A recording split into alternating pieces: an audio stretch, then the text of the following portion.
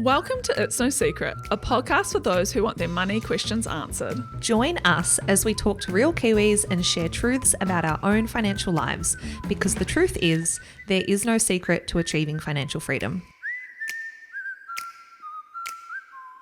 Hi, lovely listeners. Welcome back to another episode of It's No Secret.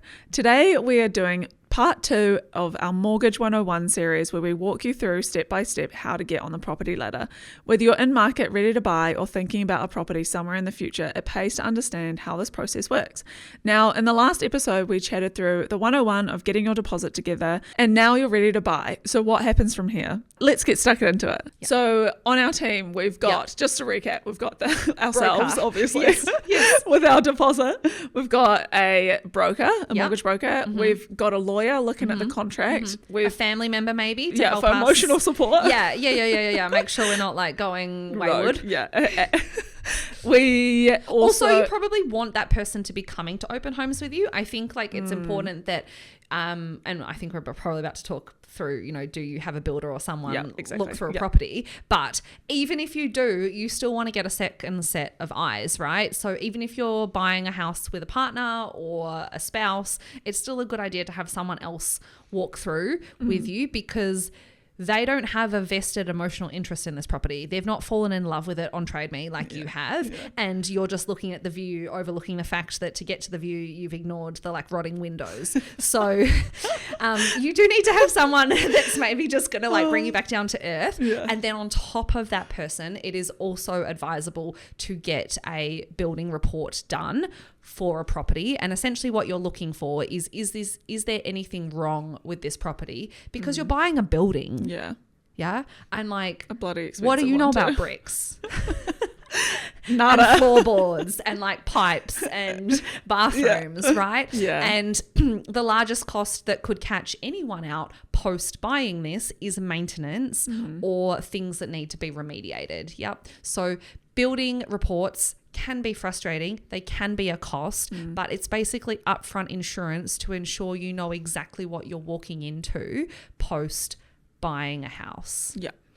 How much, I mean, this is obviously how long is a piece of string, but how much roughly would a building inspection cost? Do you know? I think depending on like the type of provider you go through, it can be somewhere as low as like $250. Oh, okay. Yeah. So it's not like you're essentially, thousands. Because you think about it, like they're a professional. Yeah. They're not spending long in the house. Like they're looking at all the key things. And if there's nothing there of concern, it's pretty easy for them just to be like, there's no concerns. Whereas if they're going through the house and they see things that are of concern, they'll be getting up under the floor. They might be looking in the like, the cavities in the ceiling, that kind of stuff, digging in behind stuff, taking photos, doing some analysis if there's a problem. But for the most part, I would say, a builder's there for less than half an hour to look through the property, and then they're basically just writing up some details for you. Yeah. So let's play our scenario for a second. I'm in the process of buying this house. I'm really keen. I've got my $250 that I'm going to spend on my building report. Yeah. The builder comes, he does the inspection. I buy the house, turns out there's asbestos or something is wrong with this house. The builder didn't pick it up in the inspection. Who's liable? They are. You have recourse to go back to the building. The person that did the building report. Okay, cool. And didn't pick it up, depending on certain things. You also potentially have recourse against the vendor and the agent, depending on if things were known and not disclosed. Yeah, okay. Yeah. So that is also why you need a lawyer in your team, because sometimes people will know that there's something wrong with their house or there's a concern with their house. That's not a problem. You can still sell your house and you can still buy that house, but you need to disclose that. And the other thing is that if an agent has been told something, whether purposefully or inadvertently by the vendor, and the agent knows that information, they're legally obligated to also disclose it. Yeah. Okay. Yeah. So you are asking for your solicitor to look at some of those clauses and disclaimers, because sometimes in the sales and purchase there will be basically like disclaimers saying that you are buying this site known, you're buying this with full disclosure that there might be a problem with the cladding and you are therefore taking on the liability. if that is in your sales and purchase agreement, you have no recourse to go back to the vendor. Yeah. And that's where it's like, okay, if there are some things in here that need to be investigated, a building report is super important. And potentially other things, like you may need to have specialists come in and look at certain things if, for example, it's a leaky home, right? The other reason that you want a building report is if there is something of concern, that's like price negotiation power for you. You know, a building report isn't just, hey, here's what it's going to cost you if you buy this house. The flow on from that is, hey, agent, I've got this building report that's telling me X, Y, Z. We've estimated that that's going to cost us $20,000 to remediate. You're telling me that this person wants a minimum of 900. I'm going to come in with an offer of 870. Yeah, nice. Let's discuss. You know, go forth. Exactly. So it's also, I think people need to think of it as like, it's a cost of doing business. It's a cost of negotiation. And it's par for the course in buying a house. You're not offending the other person. It's literally like a factual thing. Yeah. You're also not obligated as the potential buyer to share that information necessarily with the agent. And I would also sometimes be a little bit wary of that because they may then on-share that with other potential buyers in negotiations as well. So, you know, it's kind of one of those things of like, you've paid for it, it's yours. Yeah, right. Make sure that you use that information in the best possible way, and keep your cards close to your chest. Have you seen a scenario where that's like gone badly or something?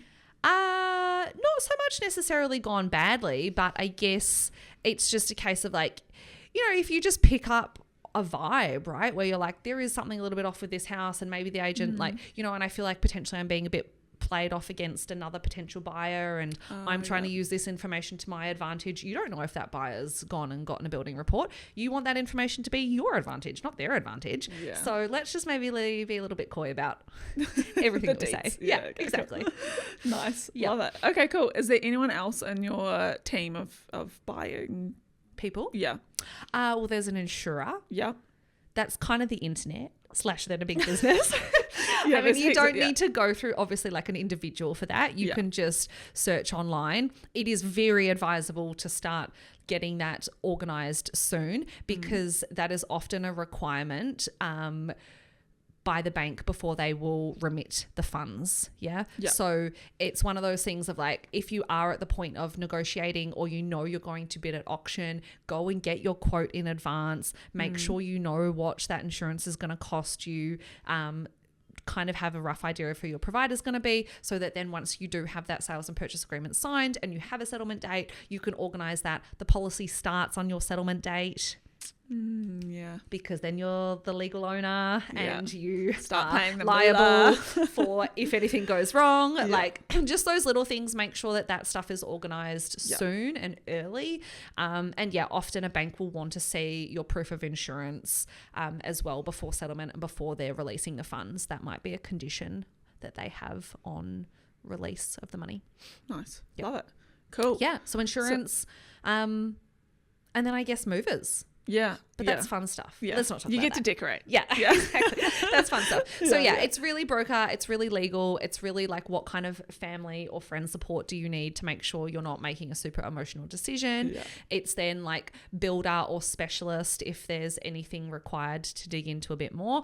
I will say on that as well, like sometimes it can be really hard to get a building report before an auction if you see a house late. Like let's just say you do see a house that has been advertised for 3 weeks and the auction is in like 5 days and you love it and you really want to rush and you've got that pre-approval, you're feeling good about it, you're like, this is the one. Do I go in and just bid? Christine?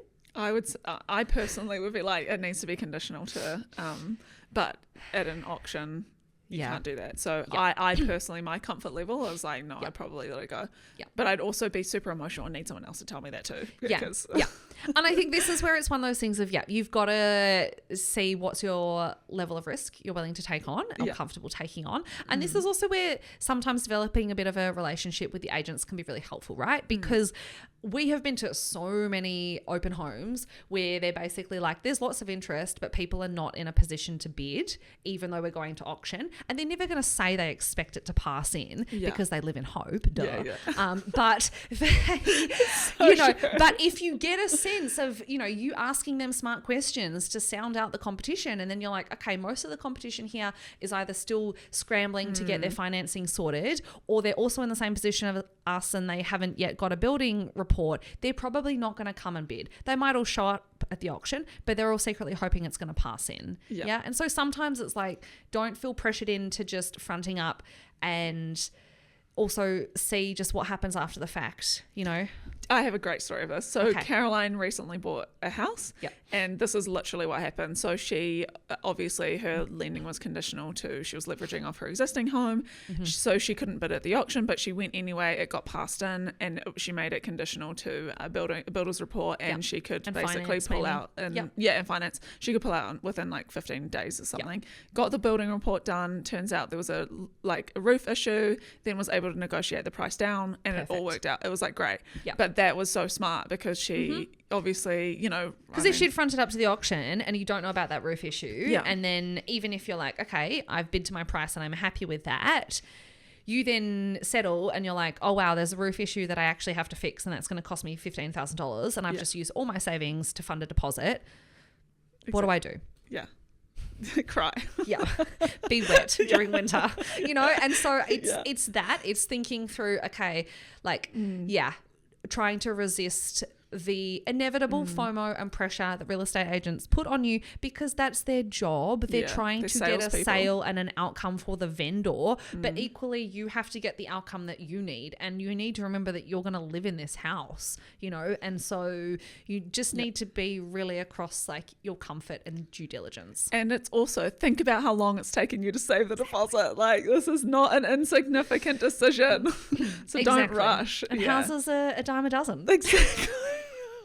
I mean, I don't know about in Auckland, but sure. Well, I mean, look. If you're in a growth mindset space, that we hope you are, if this is the one that you have to sit out on, I'm sure another one will come along. Like, you just have to have faith that trust the universe. It's not aligning, it's probably for a reason, and something else better will come along in the future. Yeah, nice. Okay, last question to round this out. Yes. What is my KiwiSaver doing throughout this whole experience? We obviously can't... Chilling out.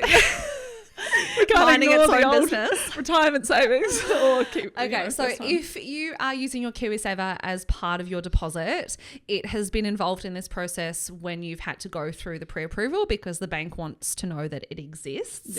As we've talked about before on the podcast, you also need to be ensuring that your deposit or your KiwiSaver in any capacity is not at risk of market movements, right? So is not in cryptocurrency, is not in like highly liquid property funds, is not really in like high risk share funds, because if you are going through a pre-approval and you intend to put an offer on a house in 3 months or within 3 months, you don't have time to live through a rebound. So if you haven't already thought about that at that point, that's really the last trigger that you need to start thinking about moving that money into lower risk, secure, more conservative asset classes like conservative funds, defensive funds, cash funds, term deposits, if it's not in KiwiSaver.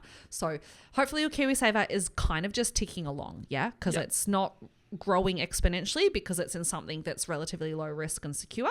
Ready to be taken out. Exactly. It's just doing its thing.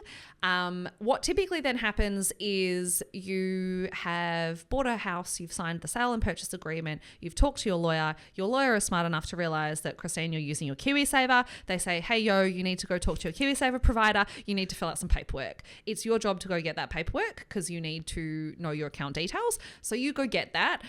It's typically a 1 or 2 pager, and essentially you're just instructing the KiwiSaver provider in that page what you want to withdraw. Are you withdrawing a specific amount from your KiwiSaver, i.e. 50 grand, or are you taking it all out?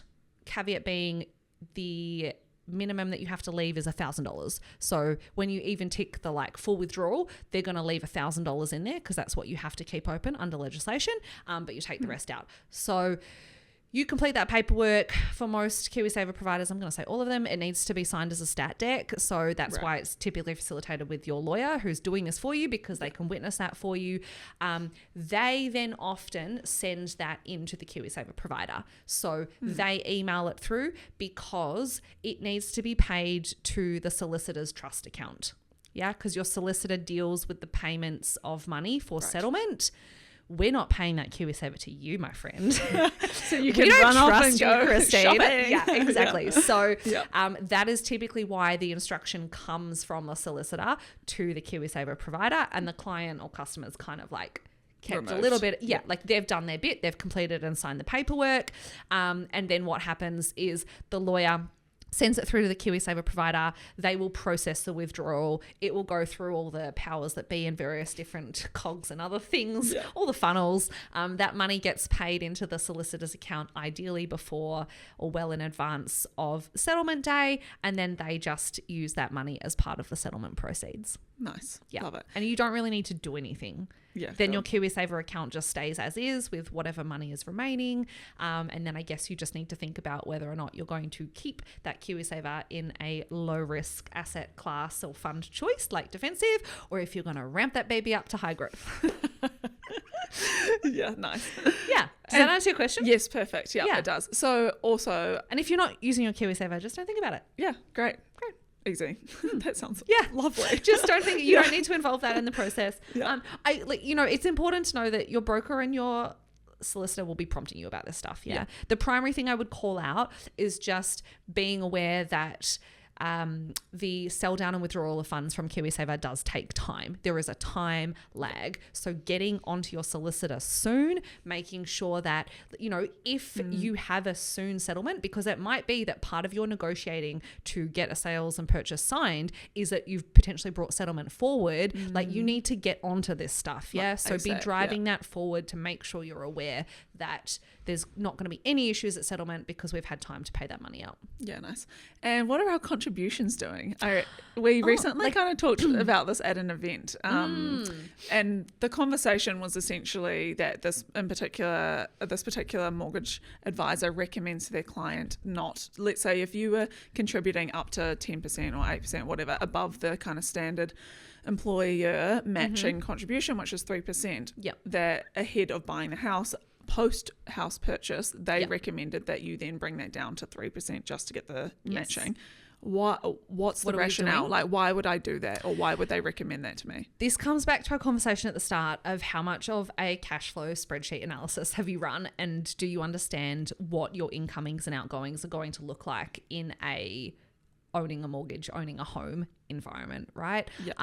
The reason that this person was recommending that is because their general guidance was that you're better to then just repay your mortgage off faster than necessarily contribute more to your KiwiSaver. And again, that's like horses for courses, entirely varied on what's your deposit level. Are you at 5% or 10%, and potentially looking to get to 20% equity so that you can refinance? Do you just have to do that because actually you can't maintain a 10% contribution and repay your mortgage, So it's a case of like talk that through with your mortgage broker, but also think about that yourself in terms of like, what am I comfortable with? What can I actually achieve? And be aware of, some of the things that you need to put in place around your cash flow after settling, because within probably 2 weeks, you're going to have a mortgage payment come out of your bank account for the first ever time. And that'll be really exciting. And then very quickly, you'll be like, ugh, this is my life now. See you in 30 years. Literally. All the excitement has passed. And now I'm just owning a mortgage and also a house, but mostly an old building. With a couple of roof leaks and maybe a broken door. I'm just kidding. And then you'll be going to Bunnings and the fun begins. So, on that note, good luck. That's where the money suck really comes in, when you start to DIY. All your trips to Bunnings, make sure you're budgeting those in too. Yeah. So we haven't really talked about the interest rate environment relative to this buying process, and I guess the thing that has been influenced in that is the way that you maybe structure your mortgage and or the actual mortgage rate that you're paying in terms of how interest rates have gone up and down. So if I was a first home buyer going through this process right now, we've recently seen interest rates have been brought down slightly. There's another announcement coming up next week. Yeah, very soon.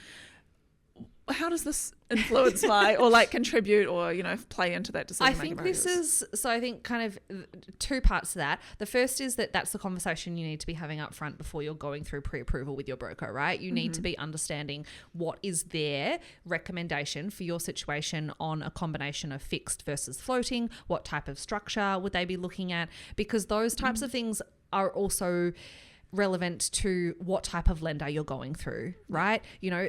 If you're in a situation where you're going through a second tier lender because you only have a 10% deposit, but you have the cash flow to be able to get the equity to 20% really quickly, and you then want to refinance and that's your strategy, you don't potentially want to lock your interest rate in for 2 years or 3 years, because you're then going to have to pay break costs on the other end if you're looking to refinance within 12 months. So that's part of the game plan and overall strategy that you need to be discussing with your broker. That's also then the flow on for figuring out, well, if I'm going on a fixed rate, I'm going to have this estimated rate at this estimated payment for this period of time, and I can plan my cash flow accordingly. And that person can then also help you stress test how that might increase or decrease beyond that fixed rate period. Also a good shout that whoever you choose to be a mortgage broker, you ideally want to get along with them, because you're going to have some ongoing working relationship with them, right? They are going to be reaching back out to you every time your mortgage is coming up for a refix period.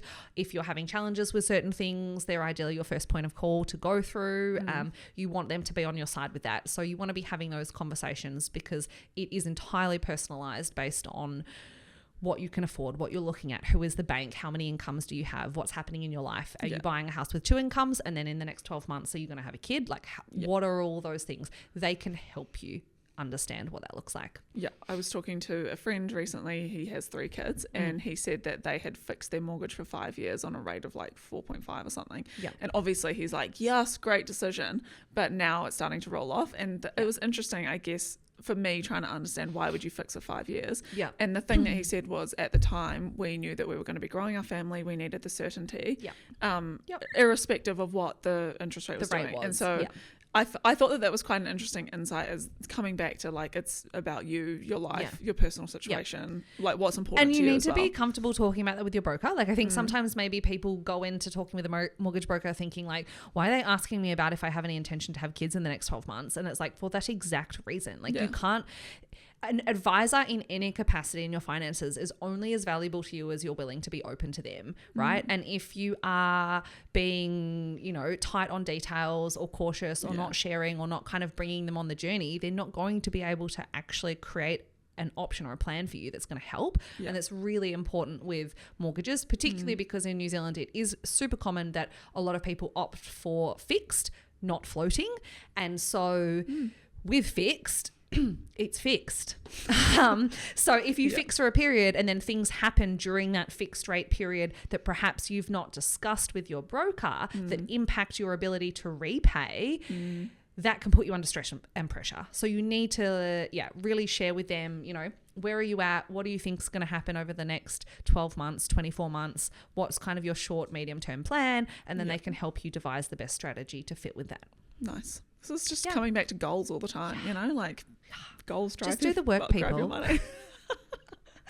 Okay, great. So any parting tips for homeowners? I would say, so parting tip, in case you didn't pick this up from Christine's example earlier when I put her on the hot seat about this, I feel like it's never too early to have this conversation with a broker. Brokers don't mind. The fantastic thing about a broker is that they're happy to engage in that conversation, right? They would probably prefer to have a half-hour conversation with you and assess that you're not in that situation than you come in guns blazing and then them have to tell you after spending 4 hours that you're never going to be able to buy your dream home. So, it's one of those things of if this is a goal of yours, it's okay to start the conversation early, because the more information you have early, the more you're going to know about what does it look like from a deposit? You're going to be able to start framing out that conversation. You can think about things like your cash flow now and after owning a home. You can go through the conversations and the challenges that you have internally of like, where do I buy? What trade-offs am I willing to live with? So there's a lot of value in starting before you're ready. Yeah. And I think that that's probably the best way to set yourself up for success.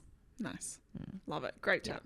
I don't have any tips. Just don't give into FOMO. Yeah, true. That's a great tip. Or if you were coming into FOMO like you were, go and talk to someone who can like sense check it. Yeah, give you a reality check. Yeah. But also I think the FOMO applies to like when you're looking for houses, be realistic. You don't have to buy the like $2 million house. You can buy a $500 house in a different, like it's... Yeah. There's ways to do it that are in your budget and not going to stretch you beyond your means. Just take a breath, maybe. Yeah. Exactly. But you can also do it. Yeah. Complete contradiction. We're here to champion your goals. Exactly. Yes. But on that note, so thanks for listening. Please send through any questions, comments, feedback. If you're finding a broker or you have an amazing broker that you want to shout out, let us know. Yes, love to champion and hear all those people. If you also want to come on the podcast and talk about your property buying experience, happy to give you the mic. Yeah. So tell us the good and the bad. Preferably with the bad. People want to know some horror stories. Yes, love it. Cool. Fantastic. And so don't forget to hit like and subscribe wherever you're tuning in, whether that's on video on YouTube or listening on Spotify or Apple Podcasts.